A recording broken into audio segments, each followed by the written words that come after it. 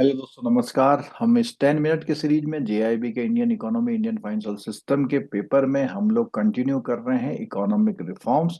और इन रिफॉर्म्स में से खास कर से जो बैंकिंग रिफॉर्म्स में हैं, आज हम कवर करने वाले हैं डेट रिफॉर्म, फॉरेन एक्सचेंज और इंश्योरेंस और कैपिटल मार्केट रिफॉर्म्स के बारे में कवर करने वाले हैं। तो अगर आप ये करते हैं तो 1 या 2 मार्क्स आपका श्योर हो सकता है। सबसे पहली बात करते हैं दोस्तों डेट मार्केट रिफॉर्म की। तो मार्केट डेवलपमेंट मीजर लाए गए, जिसमें हमारे वहां पे ऑक्शन सिस्टम लाया गया जिससे प्राइस की डिस्कवरी हो पाए। प्राइमरी डीलर को इंट्रोड्यूस किया गया। एफआईआई को गवर्नमेंट सिक्योरिटी में इन्वेस्टमेंट करने के लिए अलाउड किया गया। Retail participation via stock exchange यानी कि रिटेल कस्टमर को अलाउड किया गया। Non bank allowed in repo market यानी कि नॉन बैंकों को भी रेपो मार्केट में अलाउ किया गया। नए इंस्ट्रूमेंट की बात करें, 91 का ट्रेजरी बिल लाया गया। जीरो कूपन बॉन्ड लाए गए। फ्लोटिंग रेट के बॉन्ड लाए गए। कैपिटल इंडेक्स बॉन्ड लाए गए। इंटरेस्ट रेट फ्यूचर और इंटरेस्ट रेट फ्यूचर के साथ फॉरवर्ड रेट एग्रीमेंट के मार्केट में इंट्रोडक्शन किया गया। सेटलमेंट एंड लिक्विडिटी मैकेनिज्म को अच्छा किया गया। डिलीवरी वर्सेस पेमेंट सिस्टम को ट्रांसपेरेंसी में लाया गया। Repo and reverse repo introduce की गई। लिक्विडिटी एडजस्टमेंट फैसिलिटी की बात करें, operate through repo and reverse repo option के थ्रू किया गया। Creates interest rate corridor tool for liquidity management and signalling short term rates. और इसी के साथ साथ मार्केट स्टेबलाइजेशन स्कीम लाई गई। जो भी सरप्लस लिक्विडिटी थी उसको आरबीआई ने एब्जॉर्ब करके इस चीज को मैनेज किया। अब दोस्तों बात करते हैं फॉरेन एक्सचेंज मार्केट रिफॉर्म की। तो फॉरेन एक्सचेंज मार्केट रिफॉर्म में सबसे पहले एक्सचेंज रेट का जो रिफॉर्म्स लाया गया उसमें क्या किया गया, फिक्स्ड एक्सचेंज रेट सिस्टम लाया गया। और इससे क्या है, India move through 3 major faces.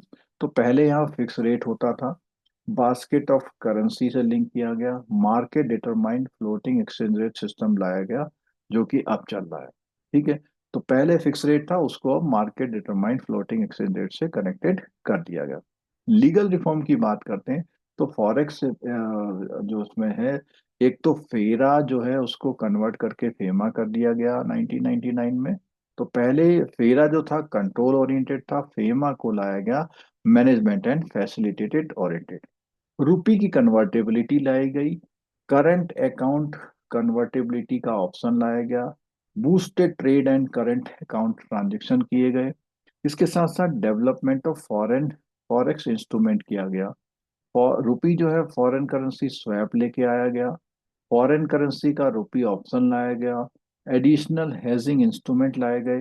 Forward contract without limit यानी कि जेन्युइन एक्सपोजर के लिए लिमिट हटा दी गई। अब हम बात करते हैं इस फॉरेक्स मार्केट में बैंकों और पार्टिसिपेंट का क्या रोल है। तो बैंक ऑथराइज डीलर अलाउड करे, क्या उन्होंने करा, ट्रेडिंग की पोजीशन अलाउड करी बैंकों को। ओवरसीज की बोरोविंग और इन्वेस्टमेंट के लिए अलाउड किया। Bank permit to fix interest rate on NRI deposit, use derivative for asset liability management, fix overnight open position, F O open position, और गैप लिमिट आरबीआई ने, जो भी आप बना रहे हैं तो आरबीआई से रेटिफिकेशन यानी उससे अप्रूवल चाहिए। एफआईआई एनआरआई को अलाउड किया गया कि वो एक्सचेंज ट्रेडेड डेरिवेटिव में ट्रेड कर पाए सब्जेक्ट टू कंडीशन। ठीक है दोस्तों, अब इंश्योरेंस सेक्टर के रिफॉर्म्स की बात करते हैं। तो लीगल एंड रेगुलेटरी में बात की तो इरडाई लाया गया 1999 में और प्राइवेट सेक्टर को ओपन कर दिया गया। साथ में मार्केट डेवलपमेंट किया गया। एंट्री की गई प्राइवेट इंश्योरर की, risk sharing commission based operation लाए गए। फॉरेन कैपिटल पार्टिसिपेशन लाया गया। प्रोडक्ट एंड डिस्ट्रीब्यूशन रिफॉर्म्स लाए गए, नए नए प्रोडक्ट लाए गए। टेक्नोलॉजी ड्रिवन सर्विस इंप्रूवमेंट लाए गए। बैंक का श्योरेंस मॉडल जिसमें बैंकों के थ्रू इंश्योरेंस लाया गया। इनोवेटिव डिस्ट्रीब्यूशन चैनल्स लाए गए। Cross selling of financial product किया गया। तीसरा आता है कैपिटल मार्केट रिफॉर्म में। इसमें liberalisation, regulation, transparency, integration of market, prevention of unfair trade practices लाया गया शेयर मार्केट रिफॉर्म्स में। रेगुलेटरी स्ट्रेंथन किया गया। सेबी का 1992 में स्टेब्लिशमेंट किया गया। इसका फोकस एरिया था स्पेकुलेशन को खत्म करना, eliminate information asymmetry, improve technological infrastructure, reduce transaction cost. ये कैपिटल मार्केट में किए गए। ग्लोबल इंटीग्रेशन की बात करते हैं कि यहाँ के लोगों को ADR, GDR, foreign currency convertible bond और ईसीबी के थ्रू यहाँ से पैसा बाहर ले आना, बाहर से पैसा वहां से यहाँ लाना, दोनों चीजें अलाउड की गई। और मेजर स्ट्रक्चरल रिफॉर्म की बात करते हैं तो सेबी ने ही क्रेडिट रेटिंग एजेंसीज का सिस्टम लॉन्च किया, मर्चेंट बैंकिंग एक्सपेंशन हुआ, इलेक्ट्रॉनिक ट्रेडिंग अलाउड हुई, क्लियरिंग हाउस लाए, रोलिंग सेटलमेंट सिस्टम लाए, डेरिवेटिव मार्केट ग्रोथ हुई, आईपीओ की ग्रेडिंग, मार्जिनल ट्रेडिंग और म्यूचुअल फंड रिफॉर्म्स लेके आए गए मार्केट में। दोस्तों क्वेश्चन में बात करते हैं, फेरा is replaced by FEMA primarily signified, इससे क्या हुआ? तो हमने देखा था अभी कि जो फेरा था वो कंट्रोल ओरिएंटेड था और फेमा है मैनेजमेंट, यानी कि कंट्रोल ओरिएंटेड से मैनेजमेंट ओरिएंटेड फ्रेमवर्क पे लाया गया, यानी B answer is the correct answer. Next question पे आते हैं, उससे पहले आपको एक जानकारी दे दें। 30 सालों में 10 लाख से ज्यादा बैंकर ने वीडियो और पीडीएफ की मदद से जेआईबी, सीआईबी और प्रमोशन एग्जाम के एग्जाम में सक्सेस ली है, और इन सब कोर्सेस को आप हमारी वेबसाइट nstudeschoolofbanking.com पर और मोबाइल एप्लीकेशन पर देख सकते हैं। नेक्स्ट क्वेश्चन पे आते हैं। Under the foreign exchange reform bank are permitted to, बैंकों को क्या परमिट दी गई?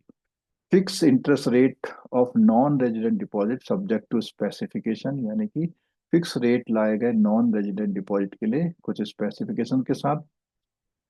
Grant unlimited capital account convertibility, तो अनलिमिटेड नहीं था, वो था करंट अकाउंट कन्वर्टिबिलिटी, ठीक है। इग्नोर आरबीआई रेटिफिकेशन, नहीं, आरबीआई से रेटिफाई कराना था।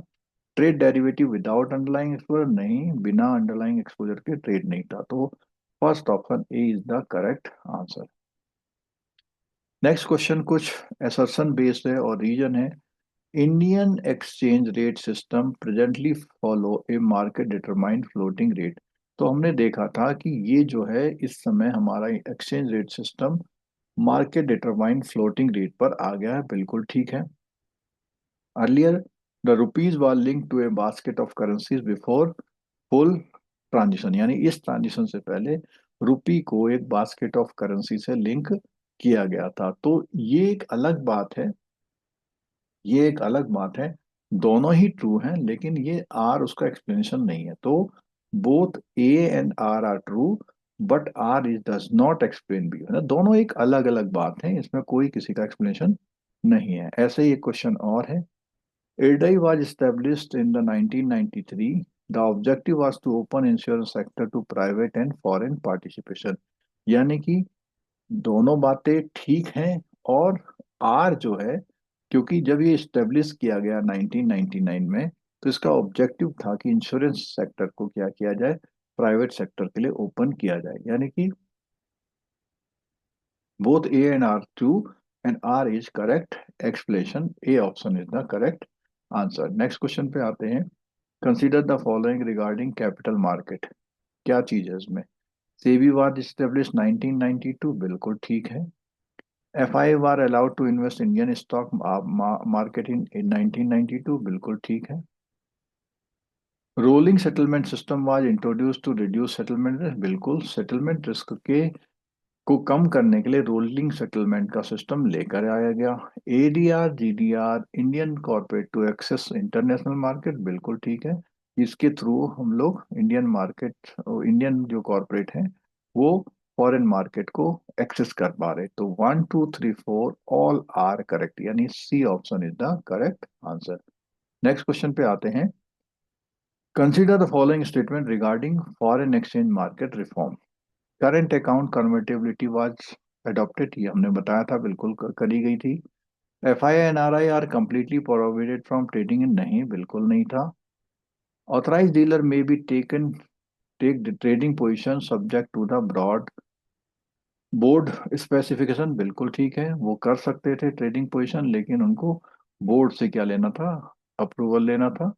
और participants may enter swap transaction subject to joining underline exposure, बिल्कुल, उनके लिए अंडरलाइन एक्सपोजर होना जरूरी था, यानी कि फर्स्ट, थर्ड एंड फोर्थ, यानी B option is the correct answer. दोस्तों, इस सेशन आपने देखा, अगर आपको सेशन सही लगा तो आप लाइक कीजिए, इस लिंक को शेयर कर दीजिए दोस्तों के साथ, सब्सक्राइब कीजिए, बेल आइकन दबाना मत भूलिए। आप लोग सब लोग लेक्चर देखने के लिए आए, बहुत बहुत थैंक यू। आगे मिलते हैं ऐसे ही एक और बेनिफिटेड उठाने के लिए एक और अच्छे लेक्चर के साथ। Thank you so much.